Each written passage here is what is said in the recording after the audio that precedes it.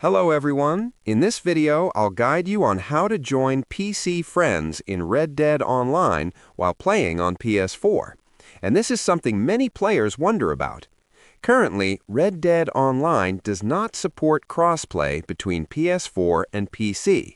This means PS4 players cannot join PC friends in online sessions, missions, or free roam. The game separates players strictly by platform, so PlayStation users are locked to PlayStation servers only. Even if you and your friend are connected through Rockstar Social Club, it only tracks stats and friends, not cross-platform gameplay. There's no in-game option, invite system, or setting that allows PS4 players to enter PC lobbies. Any videos suggesting a workaround are misleading.